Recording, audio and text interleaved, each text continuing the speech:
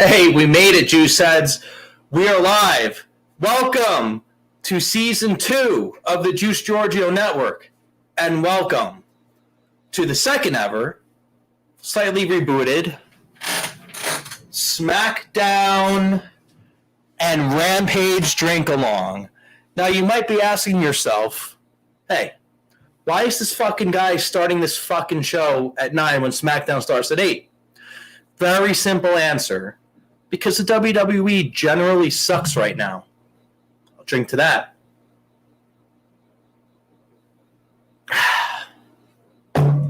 So we're going to fucking DVR it. It's already been DVR'd. So let's go. We're going to skip the commercials. We're going to skip the shitty segments. And we're going to get caught up. So we're live watching Rampage. 9 to 11. I think that works. So we're going to open up Smackdown tonight with Bianca Belair. Oh, see, they're showing a recap. So we already know we can kind of skip through that. Becky Lynch is going to come out to the ring. Surprise heel return. Whatever. Are we impressed? I don't know. I don't really know. I couldn't say for sure. I'm impressed by her. But the booking. My God, the booking. What are they thinking? Less than a 60-second match. Talk about two people that could main event WrestleMania. I mean, both of them have. Both of them could, right? Why not take your time? Build this up right and do the right fucking thing. But let's see what they got to say in their promo. As you know, as I like to do on the show, let's let the audio flow for a second. Oh, Michael Cole. I do have to say, you know, we only had like 3, 4, 5 years tops of Bobby Heenan and over 20 years of Michael Cole just making my skin crawl when I hear him. No conviction in his voice. Just awful. Just fucking awful.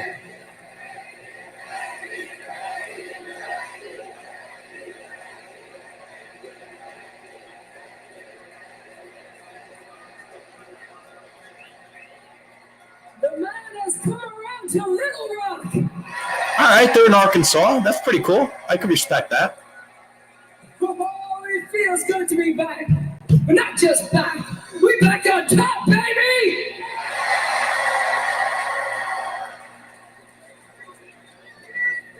I missed you guys.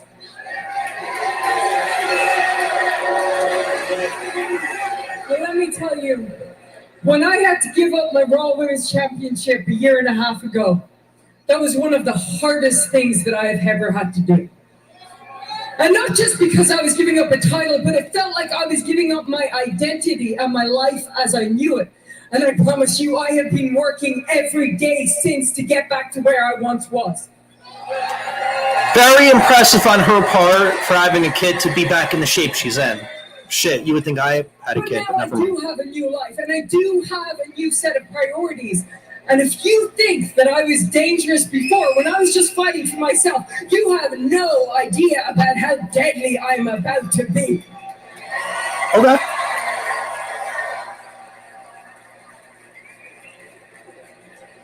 Which brings me to SummerSlam. SummerSlam. Nah, we love Becky. I love Ireland. I don't know if any of you Juice that's out there have been to Ireland.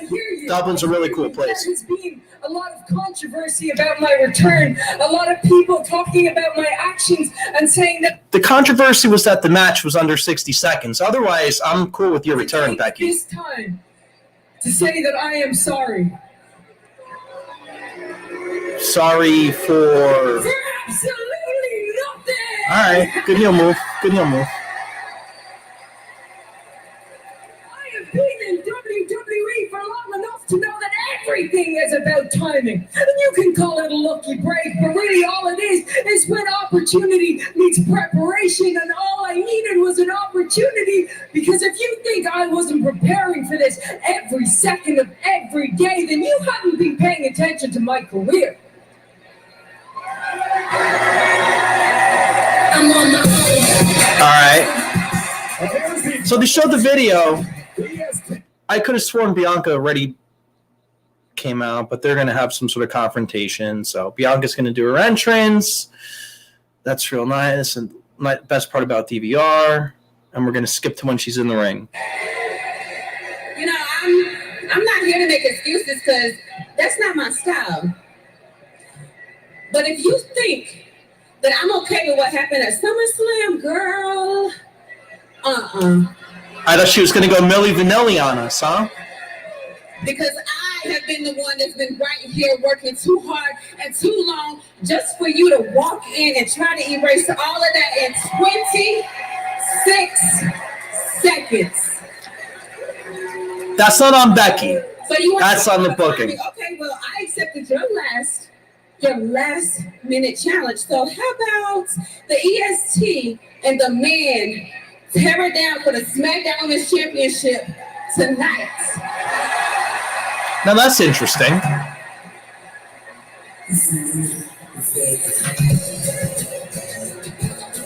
It's not interesting.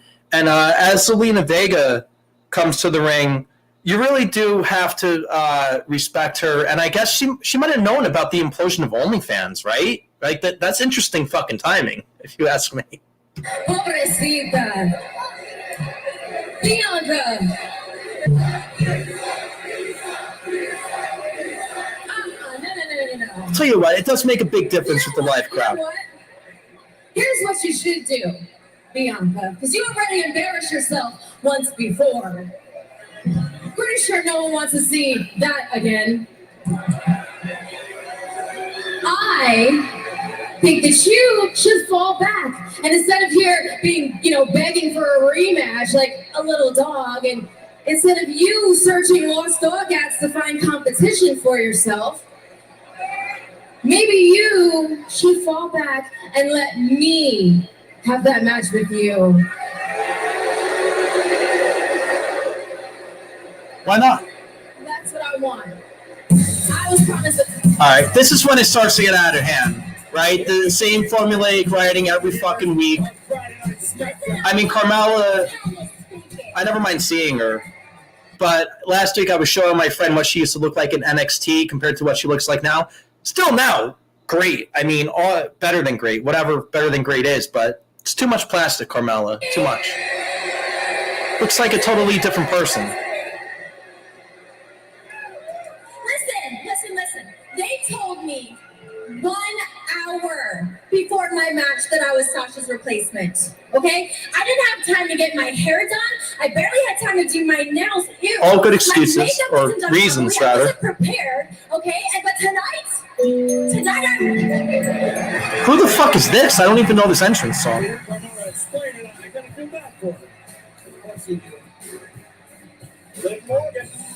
Liv Morgan. Former Hooters chick, Liv Morgan. Right here from Jersey.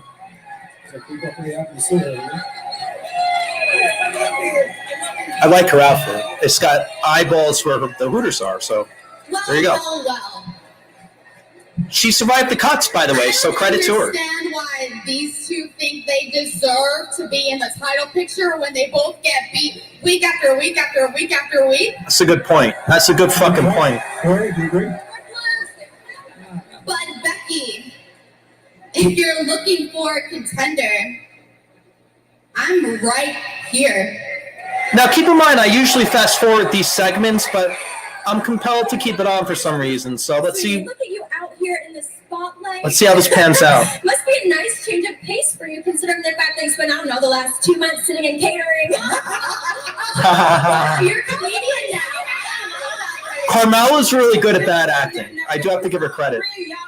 Y'all damn mind. Bianca Belair and Becky are really the two legit ones in here. Well, also Zelina Vega. Zelina Vega really, is she underrated? I don't know. She's definitely not overrated, I'll tell you that. The people, the match that they want. The ESC versus the man tonight. Let's do it. Now, if they're going to do something tonight, that's good. Because I think they put more into the SmackDown Women's belt than the Raw Women's belt as a company. And Becky does the heel thing, which is okay. And again, the best part about starting let's mute it. The best part about starting an hour late is we could skip through commercials. We could skip through bad segments. We're already 15 minutes into the show, and it's we're still an hour behind. But let's see what happens on the next segment here. Let's. All right, so we got a women's match out of this. We got Bianca and Carmella somehow getting into a women's match from this. With a lot on the line. A lot on the line. The winner will receive the right to challenge Becky Lynch for all right. Smackdown Women's Championship. And look at the power. You know what? There's nothing wrong with the good number one contenders match. Really. It's a fatal four-way rules. All right, look, this all makes perfectly common sense. My problem is, and this is where I'm going to throw my fucking 30-year fan critic hat, it's so formulaic. What right did any four of these women have, if in common sense, to interrupt the champion's promo, come to the ring, and demand a title match? Shouldn't the title match be made by some sort of other authority? Now, I'm not saying I'm a fan of GMs. I'm not saying there should be GMs. Maybe there should be a president or a commissioner of some sort that makes these matches and decides these matches, or a tournament or something. I mean, they're doing the fatal four-way, right? I just said tournament. But again, who picked them? It's like you can't pick yourself, right? When the NFL has their draft, the college kids don't pick what round and what number and what team they're going to. They get told. They get picked. So, look, I know it's wrestling. You take it for what it is. But the more and more they take the fucking reality out of it, the more and more I get lost as a fan. And even if I was a performer, I give them credit, because it can't be easy when it's so overly scripted and so micromanaged to try to make it as real as possible. So, all right, let's listen back in. Ultimately, every woman for herself. Selena Vega just got the shit kicked out of her. And now Liv sitting into the corner. Liv just ate a boot by Carmella. Saturday night at SummerSlam before it was taken away by Becky. When it's all said and done for Carmella, she's going to have a long fucking career. She's been around, if you're including NXT, I don't know if she was in FCW or not, but she's been around for at least 7-8 years, including NXT. So she's already had a well above average career. She's got a lot left in the tank. And at the end of the day, she's probably going to go down as what's known as a good hand. And that's fine. You know what? That's fine. She's making probably a really nice paycheck for doing what she does. You know, she keeps her ass in shape, just like everybody does. I would say that if you were a guy, you keep your ass in shape, you show up where you got to be, you go in the ring, you do what you got to do, and you do it all over again. And you know what? I've never done it. I heard it's wear and tear on a full-time schedule. They're not on a full-time schedule. As far as I know, they're only doing the TV appearances, so they're on a lighter schedule. So, you know, good for them. Let's see what happens here. It looked okay, yeah. All right, so Belair with one of those. Selena Vega has been eliminated. Belair, Carmella, and Liv Morgan. And if Zelina hadn't destroyed the alliance, this might have not happened. You got to question her tactics here. Juice sets, let me know what you're drinking in the comments. It's a drink along. An opportunity to continue to capitalize on the damage already done, but Carmella from behind. What's the plan? Yeah, the wise Carmella now setting Bianca Belair. I'll tell you what, Carmella's good at being like a nasty bitch heel. She does that role pretty well.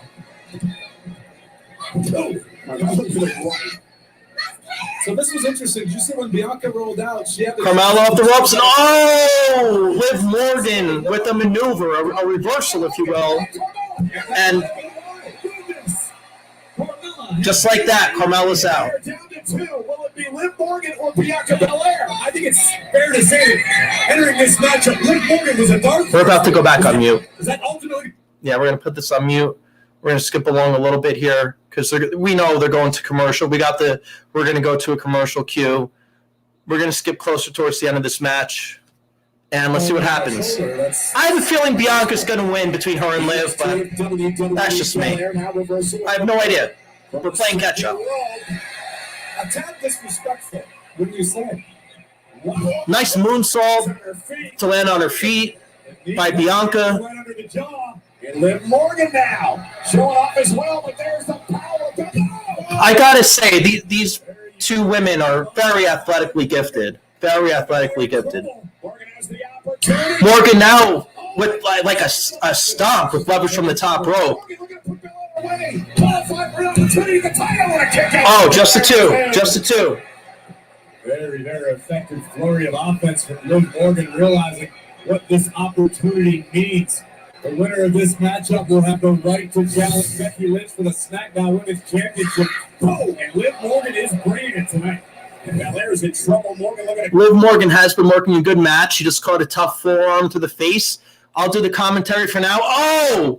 And Bianca runs after her, but Morgan trips her up into the second rope, face first to the turnbuckle. That's going to leave a mark. Now she's running, climbing the fucking second turnbuckle with a stomp and misses. Now she's up and down with the spine buster into a pinning combination. 2 count. 2 count. So Liv went from just being on offense to being on her back that quickly. That's how quick things can change. It's quick as a hiccup, as these say. Let's see what's going on now. So they're both kind of on the canvas. Let's see. Bianca is selling that she's, I guess, fatigued.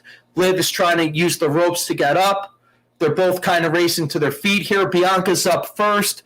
Let's see if she goes on offense. Let's see. She's setting her up for the Irish whip.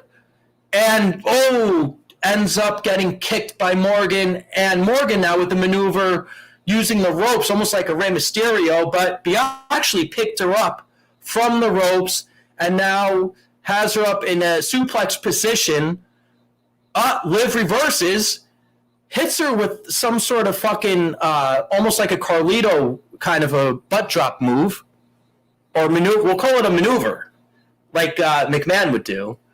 Near fall there. Near fall. 2 count. Obviously, we're going to see a replay. That was a nice maneuver where she just fucking, what did Carlito call that? Like the cherry picker or something? Fuck me. I fucking forget. I love Carlito, man. He's a good guy. Like, I know him. Hey, Carlito, if you're watching, you're a good fucking dude. There you are. All right, Bianca getting back to her feet. Liv goes to her and up and ooh. Liv just ate some top turnbuckle through the air. And now Liv has her set up in an F5 position, now in a powerbomb position. And Bianca with Liv up and back down into the top turnbuckle. I mean, I don't care how they coordinate that. That's got to fucking leave a mark somehow. Now she's up in another F5 type position, down face first.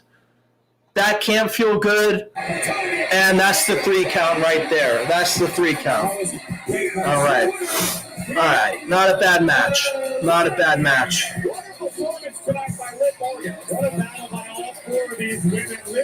And now, through the beauty of DVR, we're going to skip to the next segment. And what do we have here? SummerSlam recap. Roman Reigns family celebration coming up.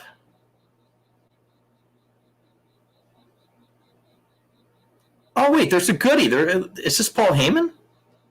It is. All right, let's see what he has to say.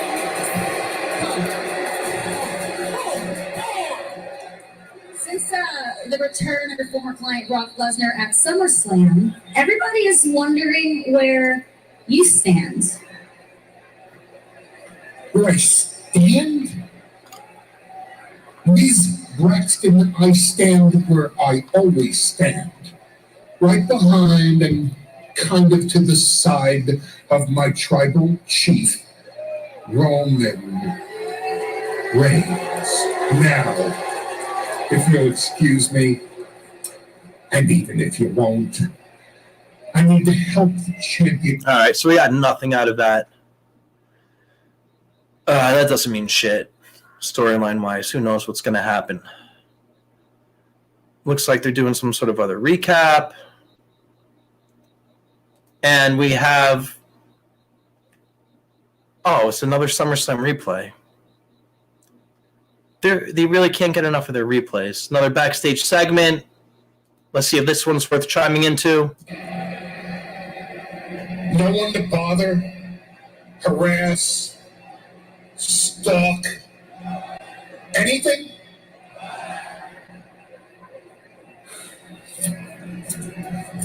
Damn. What up, OG? You been out here this whole time? Gee, yeah, good to see you, dog. All right, Usos. Door's been locked. Doesn't that mean brother or something? Man, I wanted to go over this. Us or means cuss, I think. I think us means You don't cuss. say here yet. Pretty sure. We're talking, Paul. You knew what was gonna be there at SummerSlam, didn't you? All right, they're building some tension. They're building some tension. No. Think about it this way. Why would I tear down everything we've all worked so hard to build up? Makes sense. It doesn't make any sense. I swear on everything that's holy, I did not know Brock was going to be here. Okay, all right. But then, why did you send us to the locker room before Roman's match against Cena? Yeah, just kind of feel like you knew something was up, Paul. I'm not the one Get that your sent you swag. back to the locker room. The tribal chief is the one that gave that word. Come on, dog. You got to pin this on the tribal chief for real loose. You know this family. This family is built on trust. And if you didn't know Brock was there, how come you didn't know already? Excuse me. Cool. All right. Trying to brew some tension with the Samoans and the businessman Heyman. Guy Otis by his side. All right. So next up, it looks like we got Otis, and who's Otis? Who I hate to say but he's with Gable, and Gable's going to take on Cesaro. That's going to be a good match. I want to watch that one for sure. No need to skip over that match. All right. So here's Cesaro.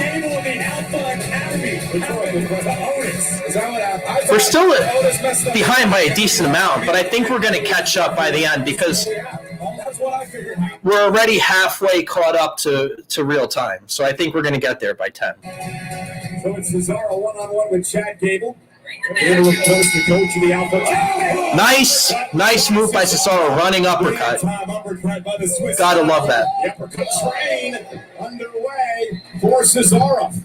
And Cesaro, again, another running uppercut. He makes me fucking replicate it. Cesaro now, going for the swing. Oh, but Gable got out of it. I really like that the repackaged Gable. Just because he's a little smaller in stature, don't make the guy out to be a twerp. He hasn't achieved what Kurt Angle's achieved, but, don't – I got to stop saying, He hasn't achieved what Kurt Angle's achieved, but don't make a chump out of the fucking guy, Shorty G. That was fucking retarded. So I'm glad to see that they kind of brought him back to prominence. He looks like a good heel. Now he's got a nice wrestling maneuver in on Cesaro on top, digging that elbow into the back. Again, that's a real maneuver of some sort. You can twist that and make that painful if you really wanted to. Cesaro fighting out of it. As I was taught by my father at a young age, if you don't hit, you don't fight out, you're not going to get out of the lock. So Cesaro gets out, but he's still on defense as he just took a fisherman suplex, almost a perfect plex-like maneuver, but he kicks out. Let's go back to the other guys commentating. Very smart. We know Otis. He's your from the top. Nice moonsault. Win on Cesaro's got a power out at 2.5. A testament to the toughness of Cesaro as we look once again at this picture-perfect moonsault by Chad Gable right on. That was a nice moonsault. Enough to end it. Gable caught by Cesaro. Again, the power of Cesaro. Look at Gable tap the arm, and he's got a 5-count to break here. Cesaro's. So now Gable was just sitting on the top rope. Cesaro knocked him down. Gable got all fucking tangled in the ropes. Now he's sitting on the top rope. Cesaro's going up for what looks like was going to be a superplex, but turned out to be a hurricanrana from the top rope. Cesaro's on the top of his game. He's having a career year. They sort of fucked him on his push. He sort of start, stop, push. But you know what? For Cesaro, that's all right. Now he's going for the swing. That's 1, to an Otis. That's got to be an automatic DQ. But between, I guess, the third and fourth Revolution, Otis comes in. The Academy's proven invaluable to Otis. And now, yeah. Oh my God. He's getting fucked up by both guys. I hope Cesaro's got an ally back there. We'll see. Who would let Cesaro just suffer like this? Downright malicious attack. I would hope his WrestleMania opponent, the architect that likes to burn things down, ironically.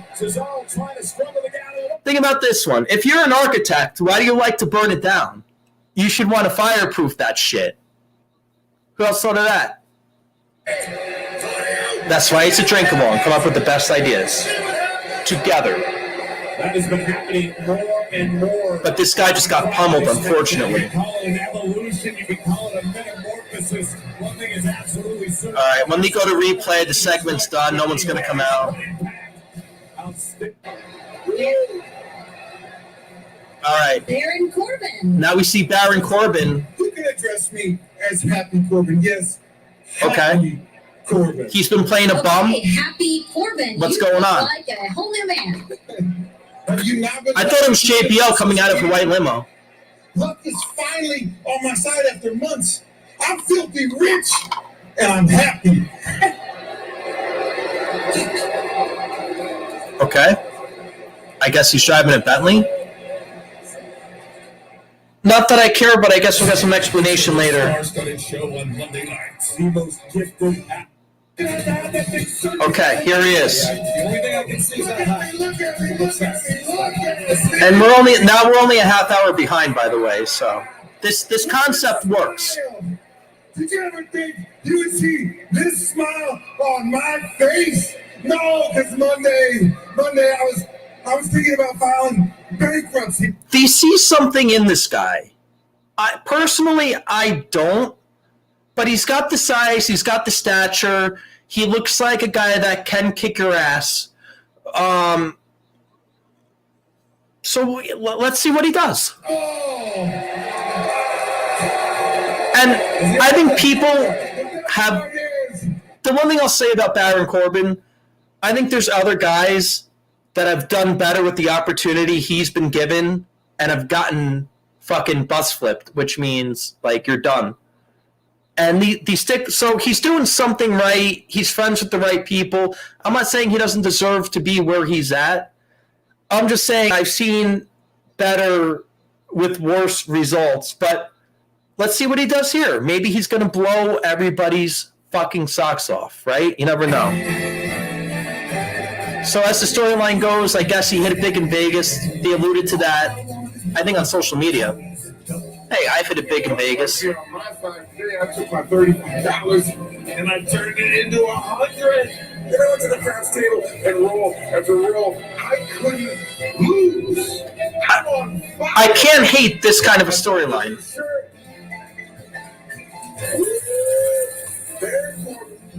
For the presidential suite. He's like the Mr. Perfect of the casino. More than you make in a year, pal. Right outside the T-Mobile Center there.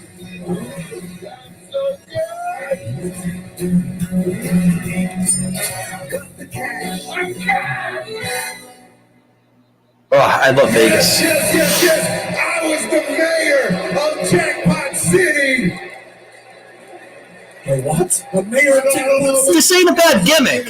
Let's see what he does with it, though. Let's see what he does with it. And I want to look at me now. I'm wearing a $3,000 suit, an $800 shirt, $2,000 shoes, a $50,000 paddock Nautilus. I drove here in a... Now he's cutting his best Jordan Belfort promo. All right. He's not doing that bad either. And had Wagyu beef on the dinner table. What's the Wagyu beef? They were having it pretty great. I have, but he's obsessed with this stuff. Yes, I do. I deserve it.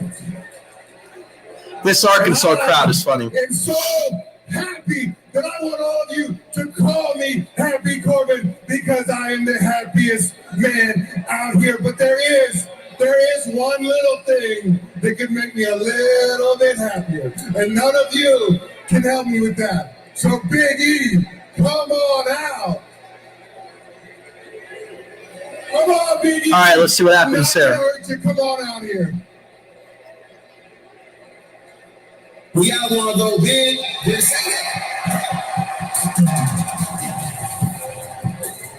Just the money in the bag.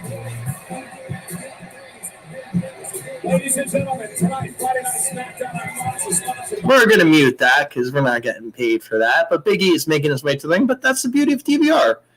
Just fucking skip it a little bit. Let's see what they have to say. How about $50,000? Making some kind of an offer for the briefcase, I suppose. No, I mean, come on, why do you even want that thing? You're probably going to cash in and lose. I mean, that happens to people. Haven't you heard? You mean people like you? Yes, it happened to me. So I'm trying to help you, man. You're going to end up miserable. You're going to end up so sad. And I just want you to be happy, just like me. So look, I'm going to make you one final offer. How about $100,000? I need that. That's too many to pass up. A lot of scratch. That is a lot of bread. And the kids doing braces. Man, my answer...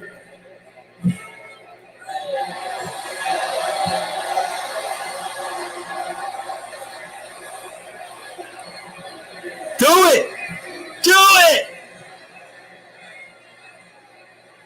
Man, my answer is... Hell no!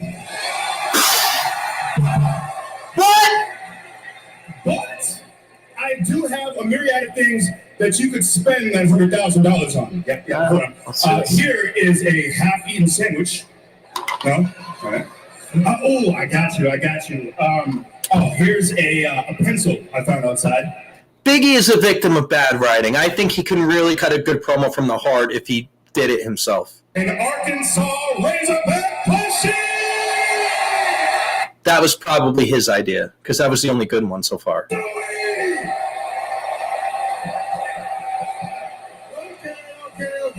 I get it. It's just a big joke to you. Look, it's fine. It's fine. No. I am way. Okay, do it. Throw it out there.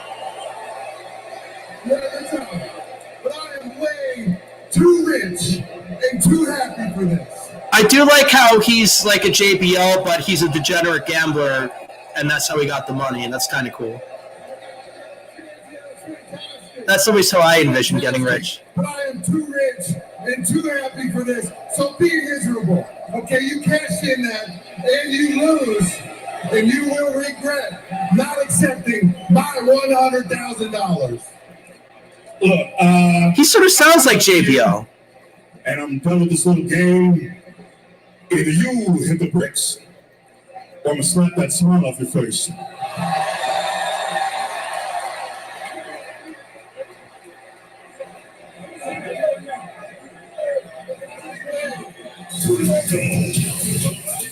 The Cubs gonna bring Happy Corbin down tonight. Later engaged in fisticuffs with Big E.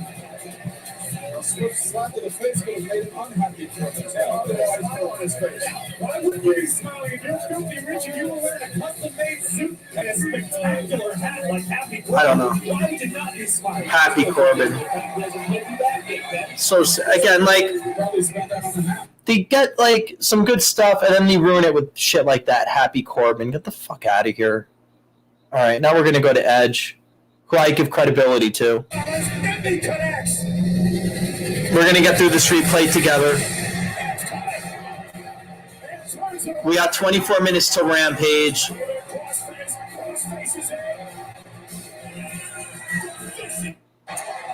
You know, SummerSlam was pretty damn satisfying. I defeated a generational talent in Seth Rollins. Very true. Paid for it. Yeah, I had to go to a dark place, a place that I don't like to go to find the most savage version of myself. And it affected me. It affected me at home. It affected me wherever I went. It's almost like a Randy Orton-esque promo talking about Edge. From Edge. But I didn't. And now this chapter, this albatross around my neck that is Seth Rollins is over and done with. I'm moving on. I'm moving on to what Seth cost me in the first place. The writing is worse than soap opera. Because now we know the first thing that's going to happen is Seth Rollins is going to get in his way. For the man that he beat at SummerSlam, the architect. There's got rebuttal. Okay. The burn it down architect. That's the last architect I ever want to hire. And I know I went to architect school, and that's a shoot. Edge, I've only got one thing I want to say to you.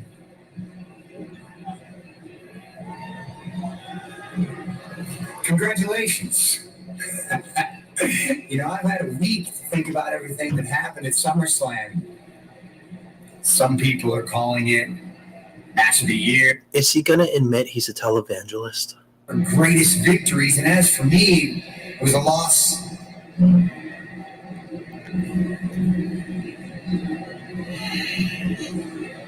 It taught me something about myself. Seth, just admit it taught you that you're a televangelist. To admit this, say SummerSlam Edge, you won my respect, my admiration. I admire you, Edge. I admire your Hall of Fame career, and I admire the life that you've built for yourself. As a televangelist. You got me to thinking.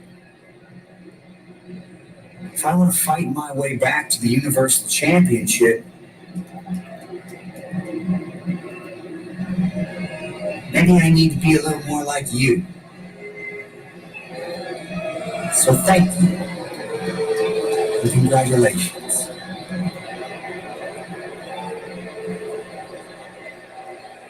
All right. Oh, Shinsuke? Shinsuke's cool. I can watch a Shinsuke intro. But what are they doing with the guy? Totally butchered him from NXT, but that's not a surprise. So beauty of DVR. Wait a minute. So if I'm scrolling through the DVR right, they're going to bring out Shinsuke, go to a commercial break, and then go to Rome, and then go to Roman behind the scenes. It just makes no sense. But let's go to it anyway. This is Roman now behind the scenes after a commercial break where Shinsuke just came out. Now he's confronting Paul Heyman. What are you doing?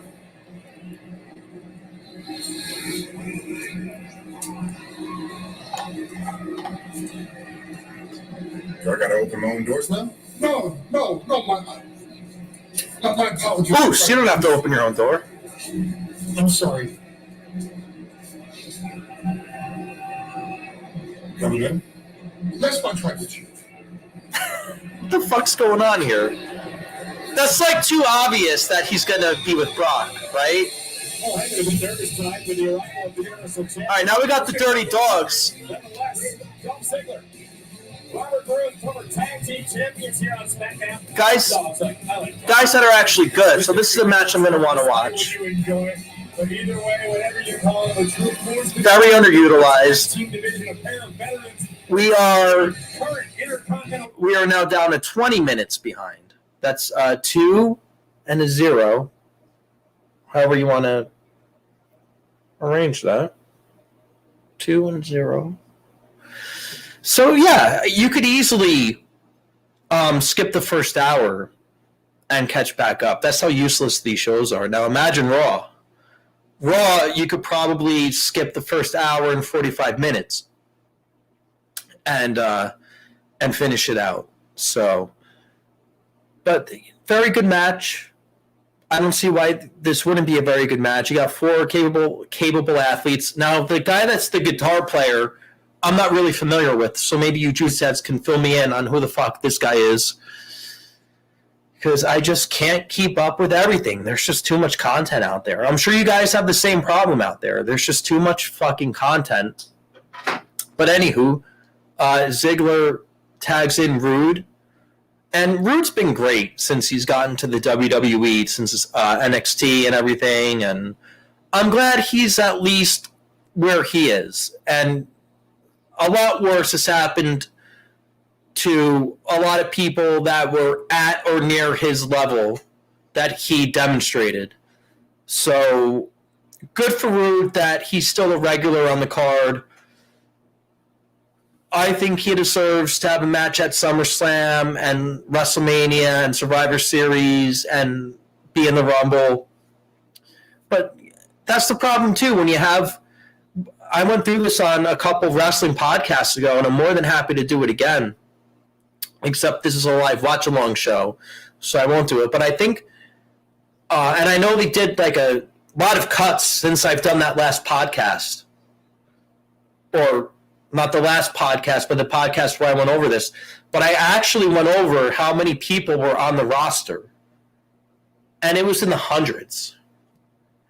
And you can really only have so many fucking people on the roster and have it where it's consistent and people are climbing the ladder, people are coming down the ladder, but there's a consistency to it.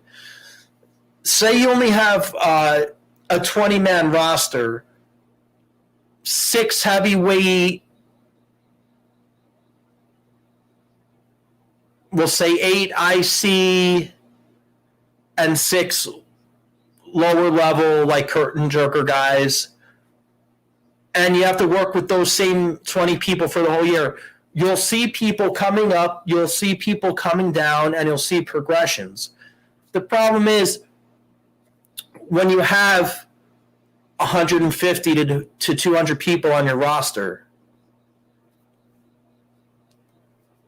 that's exactly what happens. And it just all, if you're listening on the audio, it just all blends together. Like I'm blending all my fingers together.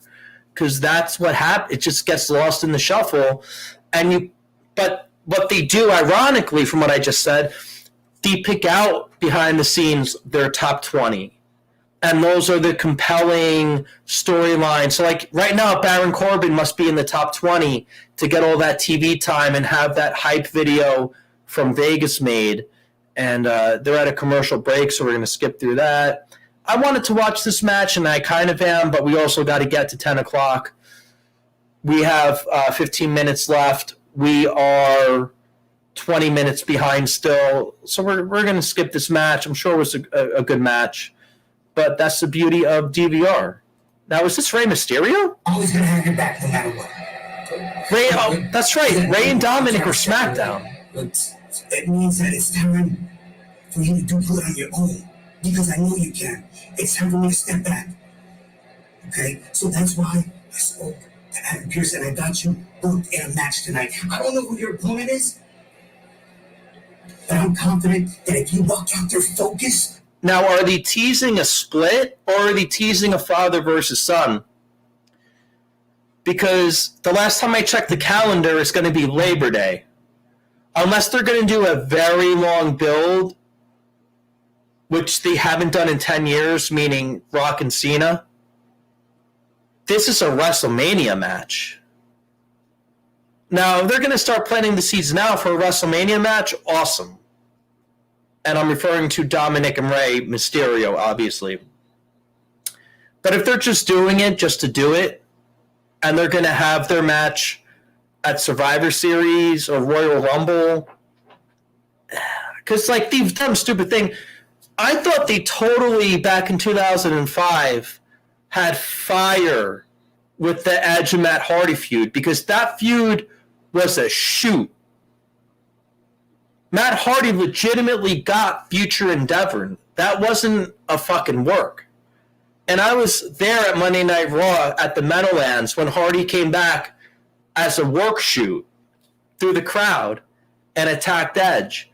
My friend who was with me thought that was a shoot because he hadn't been watching wrestling. And I know that was 16 years ago, but that's my point.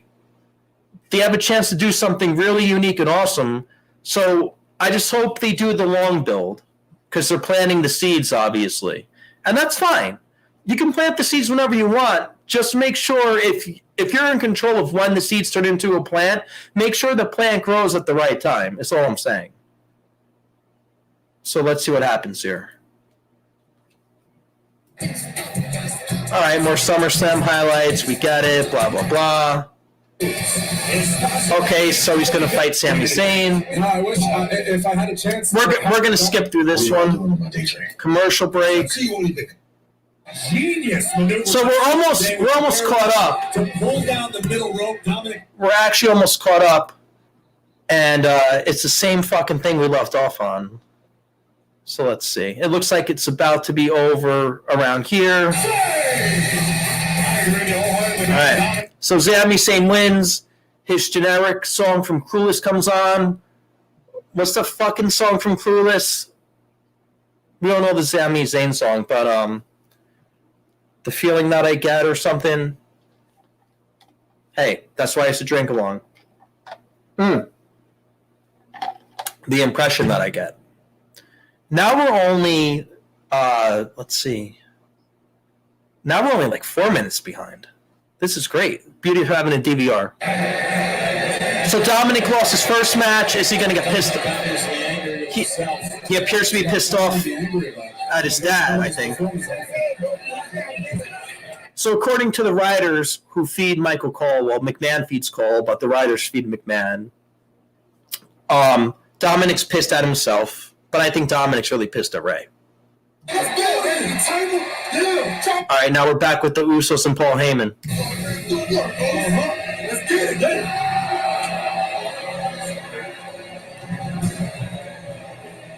By the way, they knew they had to put out a big Smackdown tonight to retaliate to last Friday night's Rampage.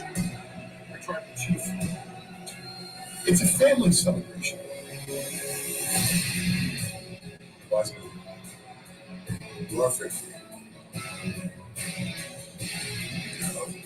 They're teasing all this dissension between Heyman and the Usos and Roman.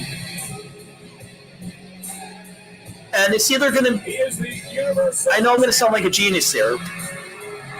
But it's either going to be a swerve or it's not going to be a swerve. I mean, who knows? Who knows? Brock might end up hugging Roman, and they might form a tag team for all we know. Because Heyman just wants money. I mean, because Brock just wants money. Or Brock might go to Raw. I don't even know if Brock is exclusive to one brand or another, because he's Brock fucking Lesnar. So this might be a big swerve where Brock goes to Raw, gets the fucking other belt from Lashley, and now we have this interbrand alliance. That's what I think is going to happen. But, time will tell. All right, family celebration after the commercial break. We get it. And after this commercial break, I think we're going to be basically caught up. Yeah, we're caught up because now we're seeing another WWE commercial on a WWE show. So we are all caught up. Can you believe that? So it looked damn near impossible to catch up when I started the show. And here we are in real time, back to live status.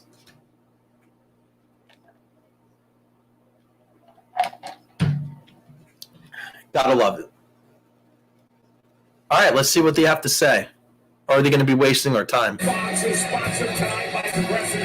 we're not going to listen to that because they're not paying us. That's the rule of thumb.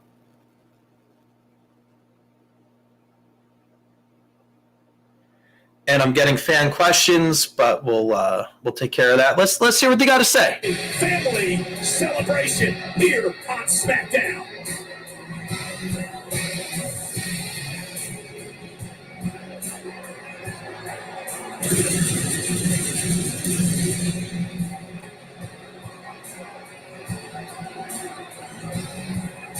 I do like the heel music.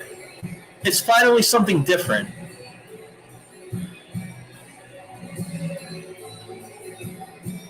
He could have had that for 2 months for all I know. I've been watching the old stuff, the good stuff. But if we got to suffer through this together, it's going to be a drink along. What more can I say? All right, Roman Reigns has been handed the mic. And you know what I will say that's good, though? Finally, he's got heat, and it's not X-Pac heat, it's good heat. So that is something good to come out of this.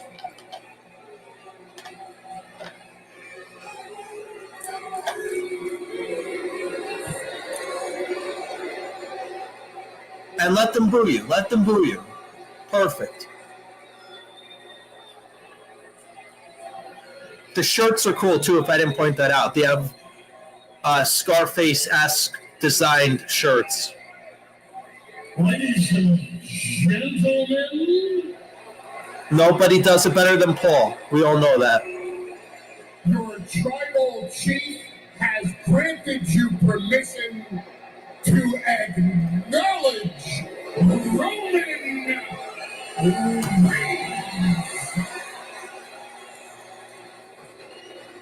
I wish I could make this louder. I hope. I did a test last week. It does play well on audio. You can hear this on audio. It's your lucky night, ladies and gentlemen. For now, you will also have the unique opportunity to acknowledge the undisputed Smackdown Tag Team Champions of the World, G.I.J., the cousins of the Tribal Chief, the Usos. Doesn't sound like there's any dissension with this promo. I think this is a big ruse in kayfabe or storyline. I think Lesnar's going to take the red belt. Again, that could be out in left field. We'll see. This is the moment in the show that we all get to celebrate the fact that we have clearly seen enough of John. All thanks to the beating at SummerSlam delivered by, and the fact that Mr. Cena was beaten by the undisputed Universal Champion, Roman Reigns. Roman Reigns is a way better heel than a Super Cena shove down your throat babyface. All right, see? It's not Brock. It's Finn. Roman Reigns obviously not expecting this. Finn Balor is here. Now we're obviously not thinking clearly. I'm a Finn fan. Who isn't? With the bloodline. I'm going to text my friend who should have come on the show but didn't. My theory here. Let's see how it holds up.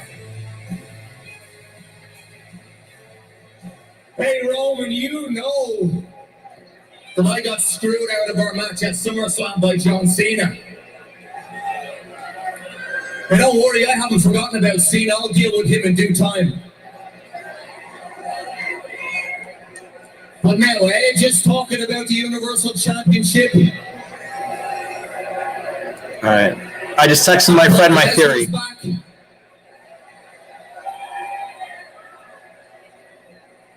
I was going to come out here and challenge you to a match at our next pay-per-view Extreme Rules.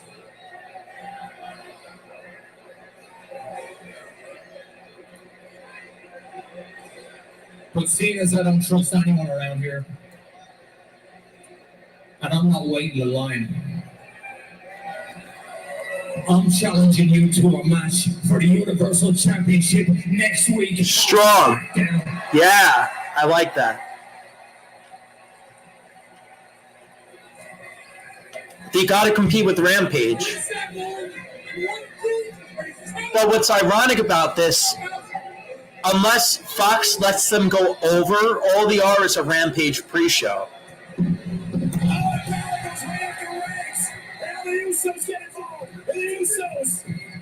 They had to expect this was going to be the result. Hang on a second. Hey, the Street Profits. I forgot these guys even existed. Angelo Dawkins of Street Profits. And the Street Profits taking out the Usos. All right. I like the Street Profits. A lot of people have issues with them. I have no issues with them whatsoever. And I like how Roman nonchalantly walked away. Reigns going to accept the challenge by Finn Balor to Universal Championship match next week. Balor doing his best to force the Tribal Chief's hand through the grass. That's going to leave him on. Is Balor going to get his opportunity in Jacksonville next week? In Jacksonville. Wow. That's pretty ironic. I don't think they're going to be anywhere near where the Jaguars play. All right, so let me check out this application I'm on. And let's flip over to the A show of Friday night.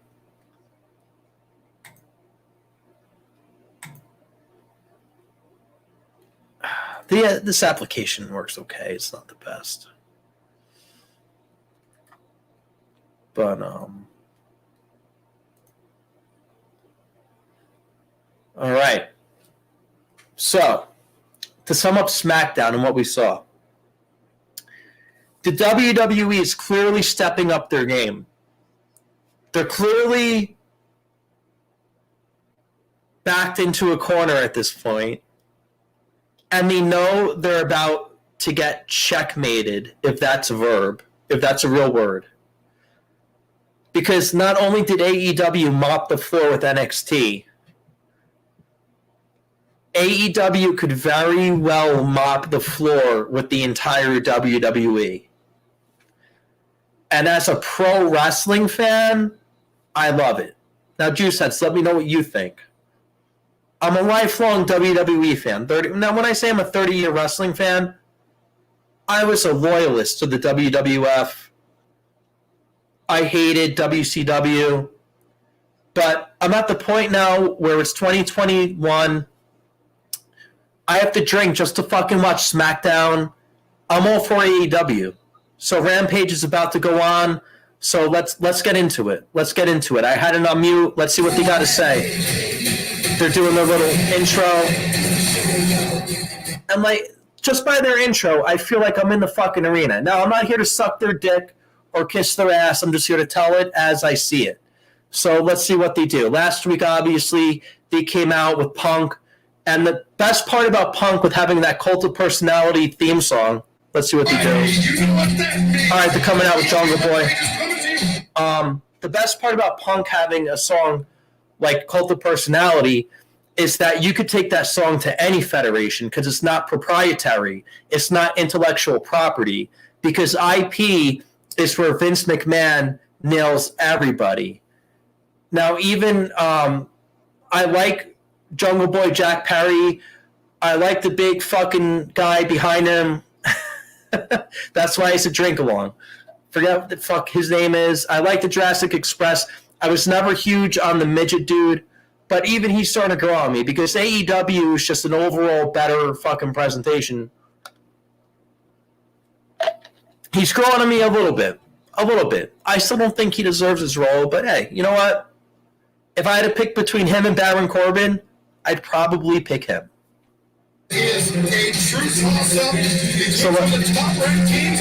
So let's see what happens here on Rampage. We've got an hour to go. And goddamn, this has been a fun podcast so far. So hope you're having fun too, Juiceheads. And let's keep it going with Justin Roberts. Introducing first, at a combined weight of 443 pounds, Jungle Boy. Luchasaurus, Jurassic Luchasaurus. Express. Jurassic Express defeated Private Party last week here on Rampage to advance to the finals. And their opponents from Mexico City, Mexico, at a combined weight of 383 pounds, Rey Fenix, Penta, El Cero Miedo, the Lucha Brothers. And the Lucha Brothers defeated the Varsity Blondes 2 nights ago on AEW Dynamite in a very hard-fought contest, but Here we go. comes the champs. Here we go. They got their chairs. Here we go. I think they're going to miss this. They're on a front row seat to see who they're going to be facing in all that. They're going to have to start paying for admission. They keep coming down to the ring. Oh, no. The Young Bucks got some clout, my friend. They ain't got to pay. So what's funny is, and I do like the Young Bucks being heel because we know they're involved in management within the company. And even in the Attitude Era, I was never a fan of the McMahons being involved in storylines as the owners or whatever. I like how they're just fucking jerk-off asshole heels, right?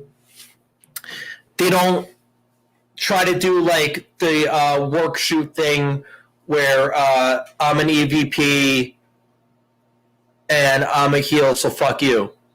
It's just, no, I'm a heel, so fuck you. I like that. I'm a heel, I'm better than you. So I like that much better. Art doesn't always have to imitate exactly real life. Now, sometimes life does imitate art and vice versa, for sure. But I do like the message. I guess they came out to come on commentary, so let's hear what they have to say. Welcome back to this call. Back of Phoenix, the Cazadora into the arm drag. Beautiful. And Chris, you've been in the ring with Jungle. You know exactly how fast and how dangerous he can be. I have. It looks like Phoenix is Or it sounds like Jericho is on commentary. The Young Bucks just came out to watch, I guess. Kupo, #1 guy in the NBA. And of course, NBA Finals. Keep in mind, I'm just making assumptions here. I'm using my instinct, my 30-year wrestling fan instinct, finally being useful. Tag Team Championship inside the... Entertaining less than dozens. Look at this guy. Did he just land on his back? Yes. We'll be in Miami for a special Friday night Rampage on October 15th and a special, even more special Saturday, October 16th, AEW Saturday Night Dynamite. Tickets for both events on sale right now, AEWTIX.com. Jungle Boy was going for the snare trap Ray Phoenix escaped. Well, Sounds like you're an auctioneer. Think about what's on the line here, guys. This is the finals right here. Could go on. By the way, I guess it's a tournament. This is the finals.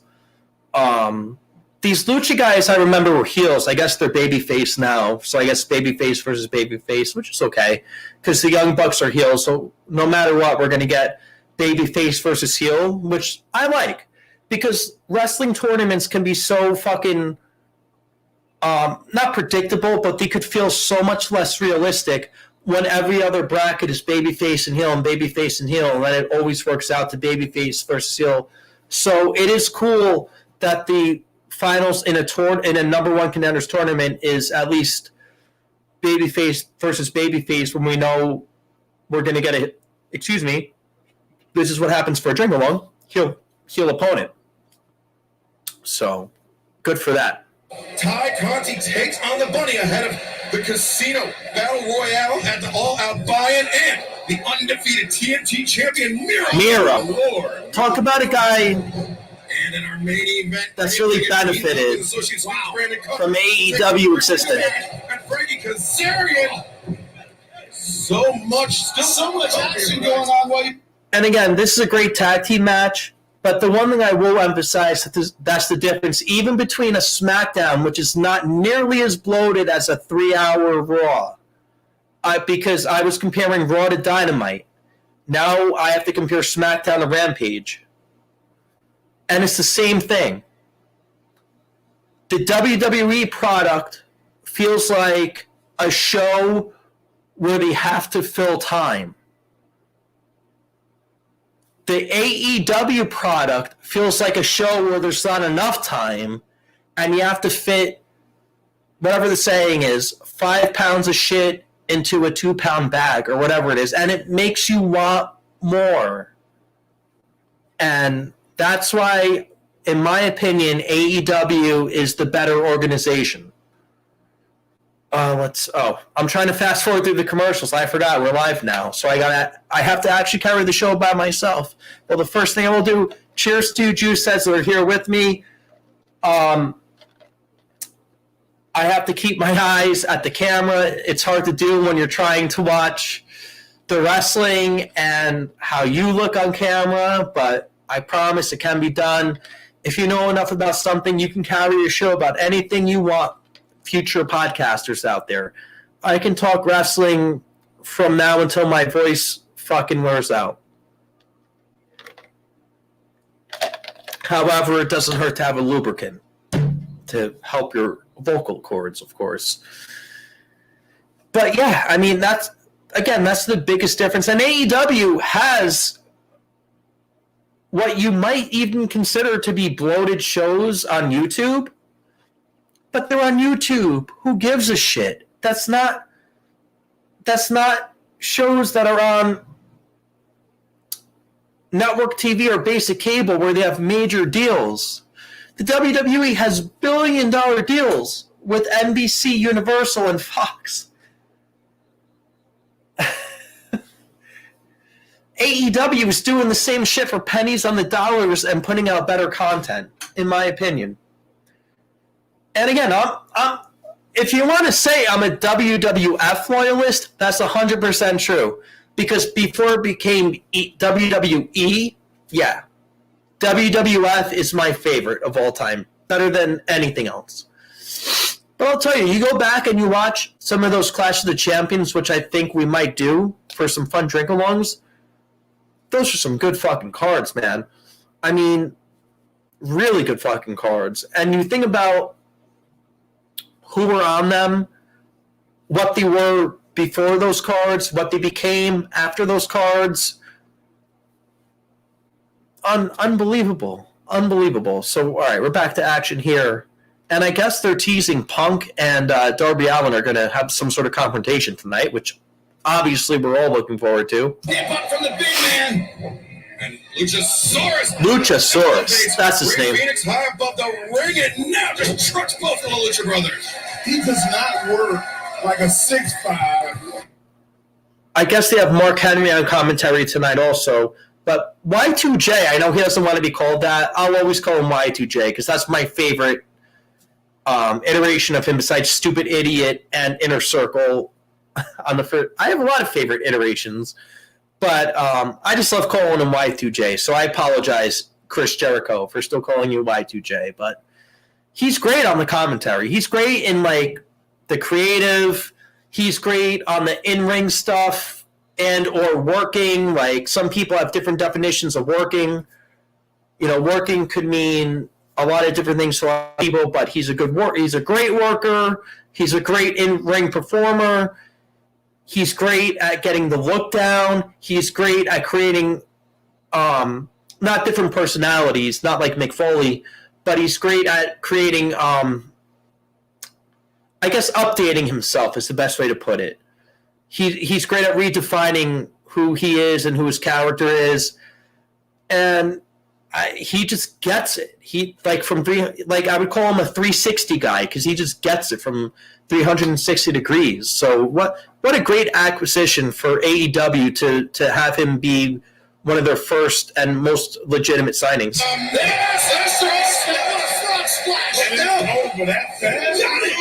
Oh, two. It's just a two. Giannis blocked that one. What a close call. Rick Freak's freaking out. And so is Ray Phoenix. He thought he had Luchasaurus finished. He thought. What a match we have here. Opening up Rampage tonight. Boom! Big time headbutt rocks Ray Phoenix. Legal man right there. Jungle. Sorry, Excalibur. Legal man. The German suplex attempted. Jungle Boy goes back. That comebacker lariat. Explosive. And the poison rana. Oh, wow. He's got it. That was a very impressive Urkel. Oh, my goodness. Whoosh. Paul Turner's hand was a... I'll tell you what, you look at Jungle Boy Jack Perry. This guy, you could say he was born with a silver spoon, whatever, because of who his dad is, or, was. He's no longer with us. God rest his soul.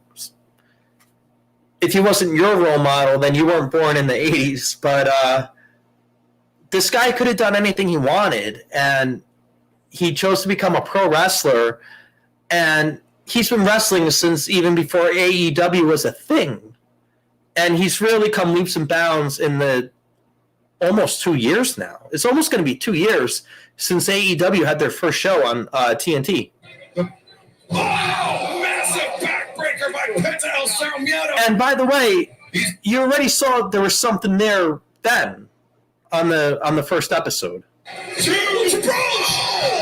just a 2 count. So close at Paul Turner. 2.99. Even Giannis Antetokounmpo thought it was over. This thing could go either way, guys. Either way right now. And you saw Luchasaurus a step slow thanks to those chopping kicks to the outside leg, Mark. I think that I do have to say, Raw goes for 3 hours and it drags. SmackDown goes for 2 hours and it drags less. SmackDown's, in my opinion, is a better show because there's nowhere near as much fluff on SmackDown. But now we got 3 hours of wrestling on Monday and Friday. But the 1 extra hour we got, the third hour, is AEW, and we know it's going to go by like that. So that's what I like about it.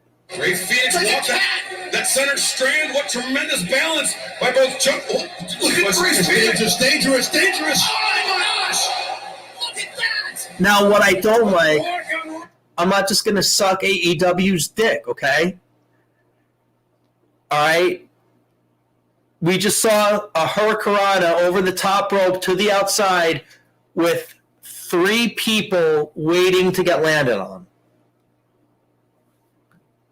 I have unlimited respect for these in-ring performers and what they do, but those silly spots, in my opinion, just got to stop. You can't just stand there and wait for someone to land on you. If that was a shoot, all you have to do is take 2 quick steps back, and the person lands flat on their face, and they probably have like damage to their skull or some shit. They'll at the very least, have to get a nose job.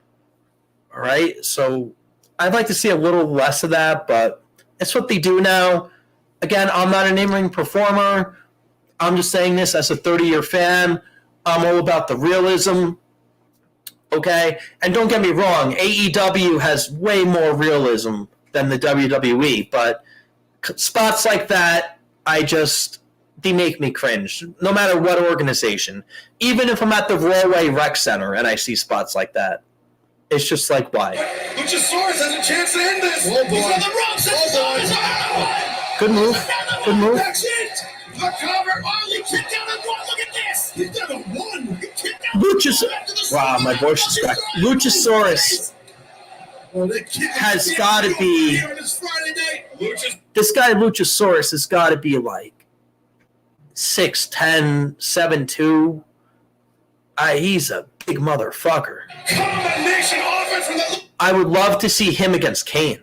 Oh, my goodness. Another quick 2 count. Dallas is losing his mind. This guy's making $200 million and he can't believe what he's seeing. And look at this. This is how they finish off. They got him. That's it. This Lucha team has some really nice finishing moves. I don't even know what to describe what I just saw because it happened so quick. It was done. It will be the Lucha Brothers, Penta El Sarmiento, and Ray Phoenix challenging the Young Bucks for the AEW World Tag Team Championship at All Out Sunday, September 5th, inside. All right, so now we're going to have a stare down with the champs and the challengers. Nothing wrong with that. Very common of pro wrestling. Oh, a beatdown. Okay. You're right, Chris. They're worn down on Lucha Bros as it is. Look at the bones wearing these. I told you. They wanted to weaken these guys. And after they've already been. We're continuing to do so, and now look at Jurassic Express. Mark Henry, very much like me, inexperienced from the broadcast view, but working hard and trying. Lucha Brothers, a great show of sportsmanship. Coming to the #1 contenders on the competitive spirit. And I gotta say, you gotta tip the cap to both teams Even though the rest was the match, man, it was phenomenal. You're right. Amazing job by both of them. There was moves in there I've never seen before. I've been doing this for a long time. But more importantly, we now see who will be facing the Young Bucks. For your cages in Spanish, Excalibur. It's called the Howler. Who's going to be the Howler? It's Captain Phoenix and all out. Again, wasn't. Well, this was a tremendous start to AEW Rampage, but still It was a good start. It was a very good start. CM Punk and Darby Allin ahead of their collision and all out. Wow, they're not even making you wait for Punk. He's up next.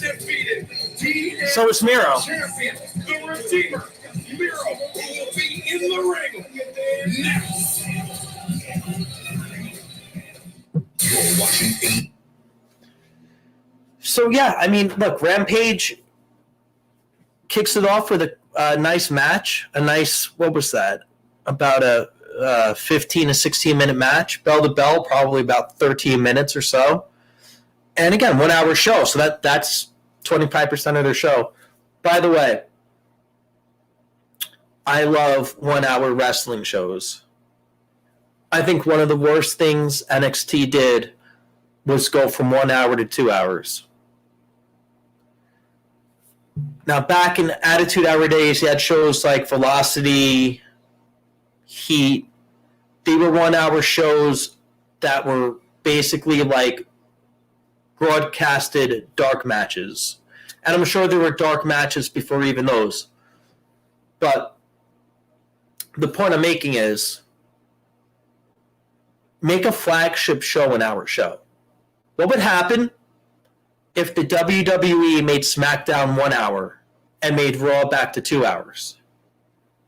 Now they have to start putting a lot more into a lot less time. You'd see a lot less replays and a lot less fluff. And there would be no need for a DVR. Now, I'm not saying AEW is perfect and there's nothing that I don't fast forward through, because of course there is. But this is their SmackDown. It's an hour long. And it's all you need. It's all you need. I'm doing a 2 hour show. Do I really need to? Well, yeah, because I'm covering SmackDown and Rampage live as a drink along. So Juice Heads, please drink up. Although we don't need to drink as much during Rampage, do we?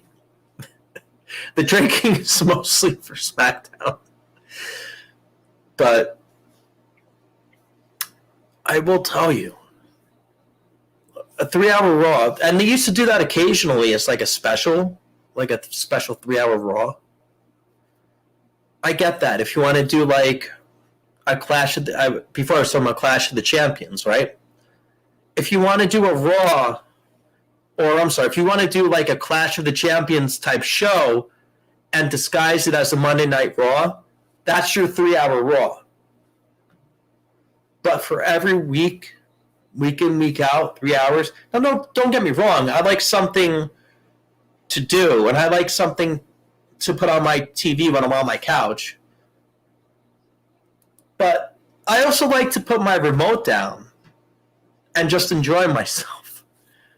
And I think that's what me and a lot of other long-term fans have in common. You can't put on Raw and put the remote down. Because at some point, you're either going to have to pick it up to fast forward if you're watching on a delay,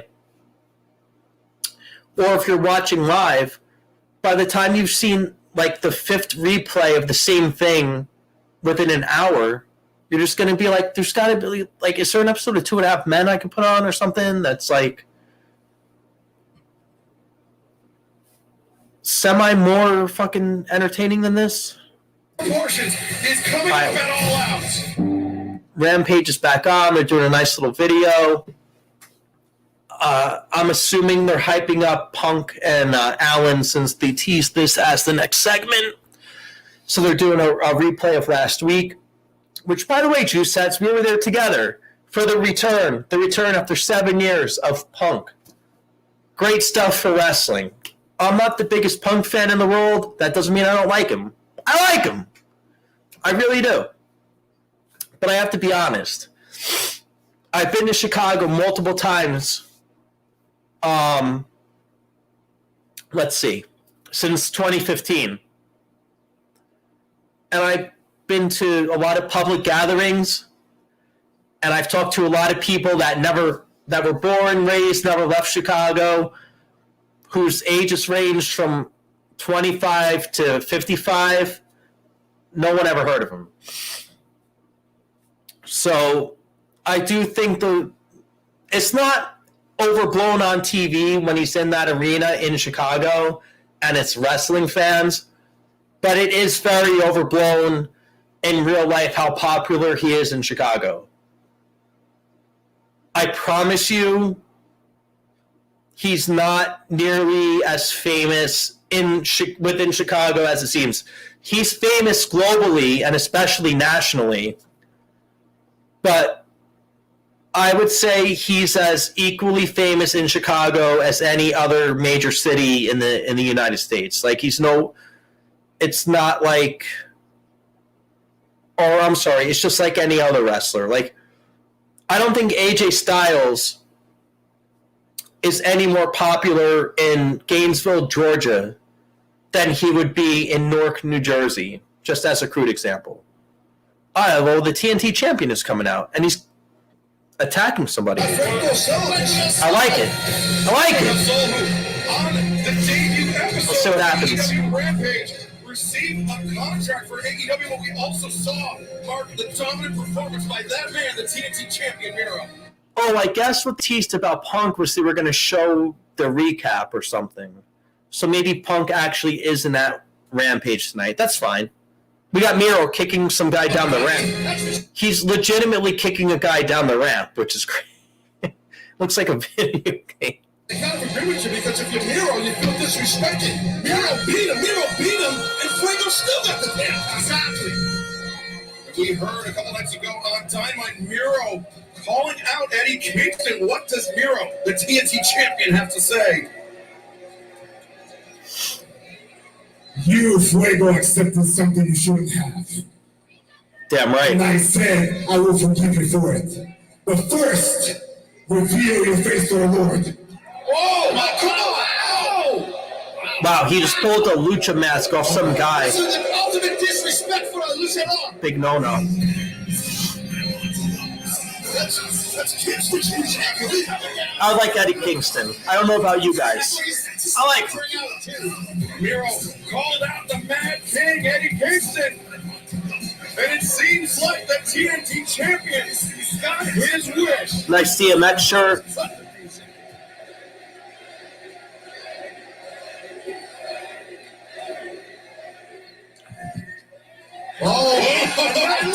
Just drop the. Was gonna cut a promo. Just drop the mic. Who wants to fight? But hey, everyone's got to get in the ring, and Miro took advantage of that.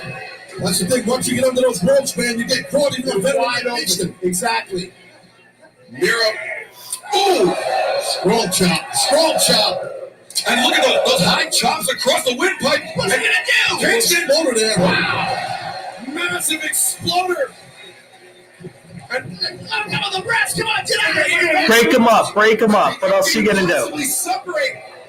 I see a nice feature feature pay-per-view match here. Was going for a DDT, and that's why Miro hooked those ropes. That's the kryptonite of Miro, as you know, Excalibur. It certainly is. That DDT has proven potent against Miro time and time again. The crowd wanted to see him fight Excalibur. So I know. I want to see him fight too. Let them go. The referee court. Let him fight. Restore order here. Fuck it, I'll pay to watch it. When's the pay-per-view? Saturday or something? Out there, the rest of them get their butts kicked. I'll tell you that right now. They was able to get Miro out of the ring, though. It's nice to see a guy like Eddie Kingston be on national TV on a weekly basis. Kingston saved the ass of Fuego del Sol. Let's be honest. Fuego del ass. But we know there has. And actually, it looks like he's getting in better shape on a weekly basis. Either that or resigning him. Or a combination. I don't know. a wrestling card. I cannot wait for that one. But coming up later on tonight, the number 3 ranked Ty Conti will take on the Bunny. That will come out next. Both of these women will be competitors in the Casino Battle Royale at All Out, but they will be in action next here tonight. All right, Juice Heads, it's been about an hour and a half. I'm going to let you drink by yourself now. Have a good time finishing up Rampage. We went through Smackdown. Smackdown actually wasn't that bad. My final take, I give it, B-. I think Smackdown is a B-. And AEW so far, B+. So tonight, Friday Night Wrestling, I give it a B overall. We'll see what happens next week. Thank you for tuning in to the season premiere of Juice Giorgio Network Season 2. So excited to be here. We got so many new shows coming out, so much more content. I can't wait. We're rebranding and repackaging a lot of our shows from the original Juice Giorgio Network. For those that don't know, for those that are new, the Juice Giorgio Network no longer exists. It has been rebranded to Uncommon Sense, which is the show that I do with my 2 close good friends, the Fat Jew and Fat Steve. So that's going to be its own show, its own channel.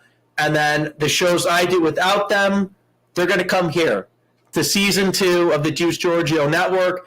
And this is going to go down as the Season 2, Episode 1 of the Pro Wrestling Show. Couldn't be any more excited. We had an audience of up to, 4 people tonight. And I don't give a fuck if it's 4 people, 40 people, 2 people, 4,000 people. We're just here to have a good time together. So, very excited to be here. Very excited to have a good time. And very excited to keep creating content, which we are going to do. And we're going to repackage and rebrand some of the shows from the old Juice Giorgio Network and bring them here to JGN Season 2. So very excited about that.